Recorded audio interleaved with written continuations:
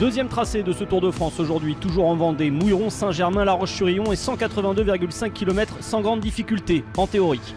Un copier-coller de la première étape avec une côte répertoriée, un sprint intermédiaire et un sprint bonus à 14 km de l'arrivée. Méfiance tout de même, la nervosité a gagné le peloton hier et quelques favoris ont perdu du temps suite à des chutes. Les sprinteurs devront arriver bien placés et quelques surprises pourraient avoir lieu avec un dernier kilomètre en faux plat montant à 4%. Comme hier, dès le départ réel, 3 hommes fausse compagnie au peloton. Les 3 équipes de la veille sont représentées à l'avant Direct Energy avec le vétéran français Sylvain Chavanel et Vantigroup Gobert avec Dion Smith, le néo-zélandais. Pour accompagner ces 2 hommes, l'Autrichien Michael Gögel de l'équipe Trek Segafredo. Après la seule difficulté de la journée, la côte de Pouzauges située au kilomètre 28, Sylvain Chavanel se retrouve seul en tête. Gögel, dans le dur, a disparu et Dion Smith, après avoir pris le seul point pour le Grand Prix de la montagne, se relève et va terminer l'étape dans le peloton pour savourer sa prise de pouvoir au classement de la montagne.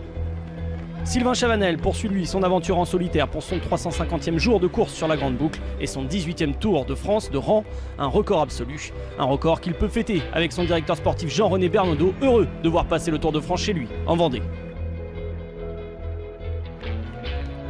Sylvain Chavanel dépasse aujourd'hui les 100 km d'échappée et passe seul en tête au sprint intermédiaire de Beaulieu-sous-la-Roche. Derrière, dans le peloton, Sagan prend un léger avantage psychologique sur le maillot jaune Fernando Gaviria, plutôt en contrôle. Après un grand numéro, Chavanel finit par être avalé par le peloton après le sprint bonus de Saint-Florent-des-Bois. Pour la victoire d'étape, Marcel Kittel n'est pas autant en réussite que l'an passé. Il est retardé à 7 km de l'arrivée par des ennuis mécaniques et compromet ses chances de succès. Gaviria, lui, ne doublera pas la mise, il chute à moins de 3 km de l'arrivée. Le champ est libre pour Sagan, même si Arnaud Démare lance le sprint à 500 mètres de l'arrivée.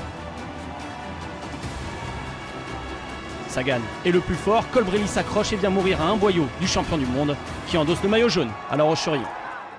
Peter Sagan est de retour sur le Tour. Oublié son exclusion de l'an dernier, le Slovaque gagne à nouveau sur la Grande Boucle et empoche sa 9e étape. Mais surtout, Sagan décroche le maillot jaune qu'il portera une 4e journée sur le Tour. Il prend également le maillot vert indu qui pourrait aller glaner pour la 6e fois sur les Champs-Élysées.